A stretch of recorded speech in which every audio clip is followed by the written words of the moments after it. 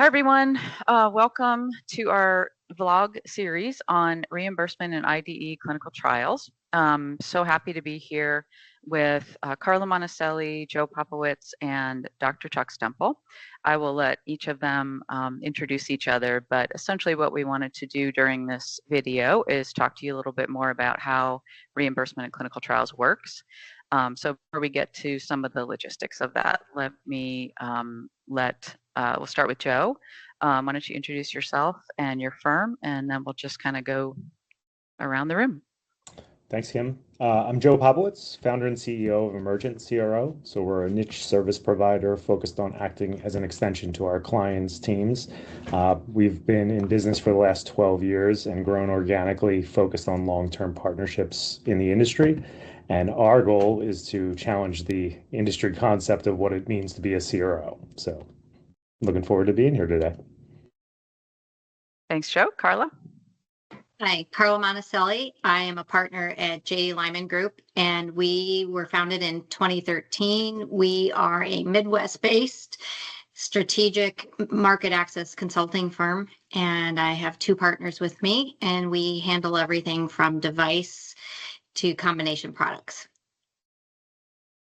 Thank you, Carla. Dr. Stemple.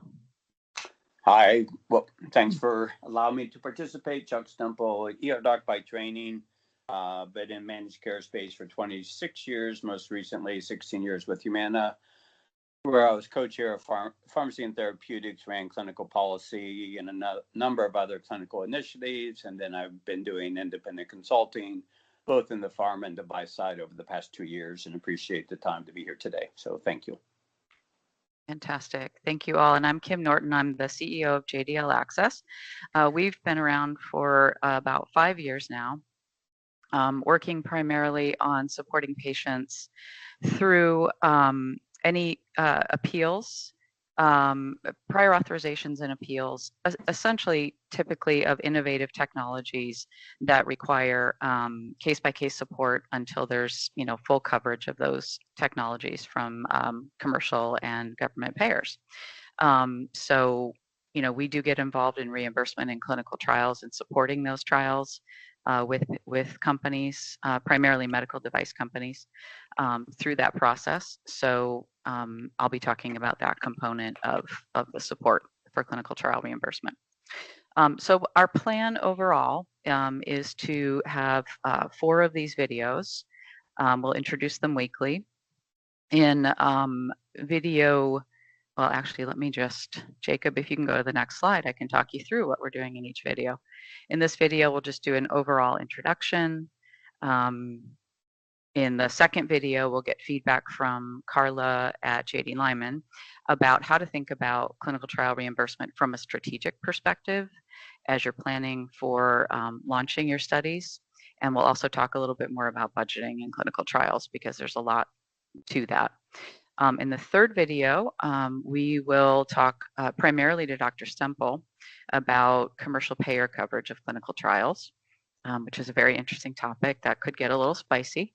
And then in the last video, we'll talk with Joe at Emergent about the process of clinical trial reimbursement and how that's affected, how that influences the clinical research contract research organizations process, how it affects study administration, and then we can also talk a little bit more about supporting reimbursement in IDE study.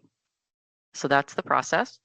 If you can go ahead, Jacob, to the next slide, I'll talk a little bit about how clinical trial reimbursement works, and then in our next video, we'll jump right into it.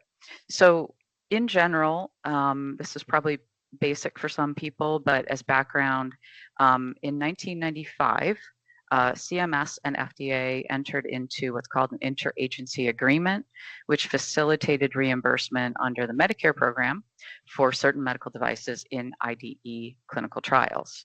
And then some commercial payers followed from that, so we'll talk more about that.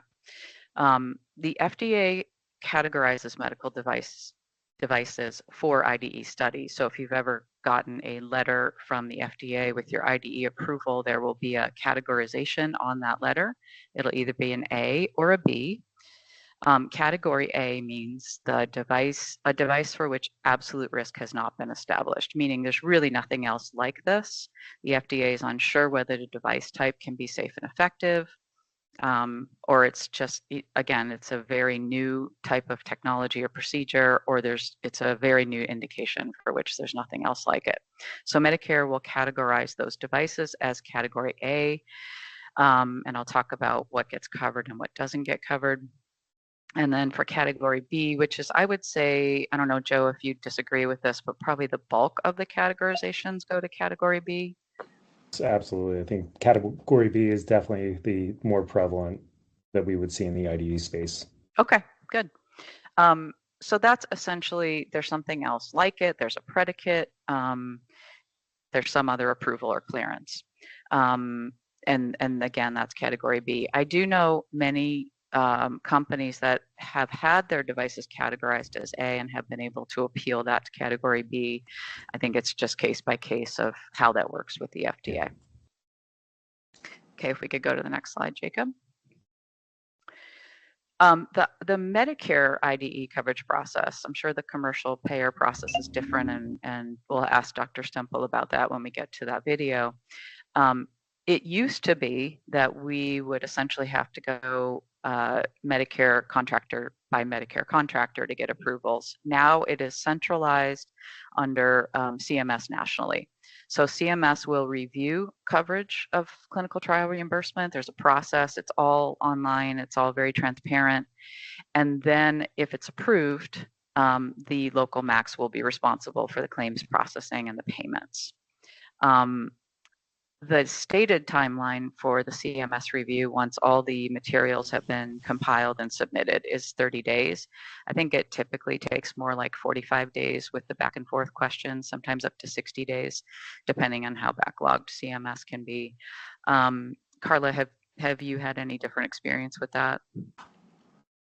I'm seeing it take longer than the 30 days, so exactly in alignment with that, as well as more pushback around the criteria from the staff. In particular, is the study designed to answer a clinical endpoint that's meaningful, right? So interesting. Less of a challenge in the pivotal, but in feasibility, I'm not seeing as easy of a path forward. And so companies have gotten hung up there. Interesting. So is that essentially one of the 10 standards to qualify? Okay. It is. Got it. So the IDE study, though there will be 10 standards that you have to meet, and certainly the feasibility of the study question probably is the key one. I've listed out here some of the other things that have to be submitted, that have to be met. Certainly has to be an IRB approval. Joe, have you ever seen a study be able to be submitted and then an IRB approval submitted a little bit later, or does that have to be achieved first? I believe it goes through the IDE process, and there is that consolidated pathway with CMS. So some of these materials would come in after the fact because we wouldn't get the NCT number. There's certain things like the IRB submissions, that would go through that process. So. Okay. Certainly the protocol has to be developed and submitted. It has to be finalized, all of those things. So your standard, FDA IDE approval process. Next slide. So these are the things that Medicare will cover for Category B, and then I'll distinguish that from Category A. The things that can be billed for under a Category B that Medicare is willing to cover include items or services typically provided absent a clinical trial, anything that's solely for the provision of the device itself. So in other words, the procedure to implant a device, for example, any clinically appropriate monitoring of the effects of the device, and any prevention of complications that occur because of the device. Those can all be covered. Anything needed for reasonable and necessary care arising from the provision of the device, basically complications, and the device itself. And there's a lot of strategy that Carla will talk about in the next video around whether to bill for the device, how to bill for the device, all of those good things. With a Category A, the only thing that's not billable in this scenario is the device itself. So all of the other routine costs, et cetera, can be billed, but the device itself cannot because it's too risky from the CMS's perspective. The cost that Medicare is not willing to cover, and we'll get into this a little bit more when we talk about budgeting, is any items or services provided solely to satisfy data collection and analysis needs, and anything that isn't for direct clinical management. So Joe, you could probably address this. Probably anything that is, not required in a normal standard routine clinical care, or specifically for measurement of impact of the device in the study. Do you want to add anything to that?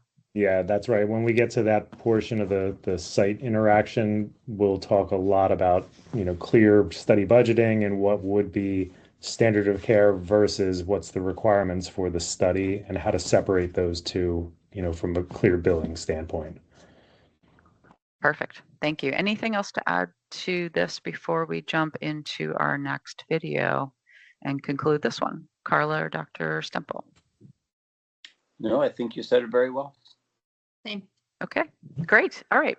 So that will conclude our first video, our introduction, and then we will jump next week into our second video in this series, talking specifically to Carla about how to think about clinical trial reimbursement strategically. So thank you for being here.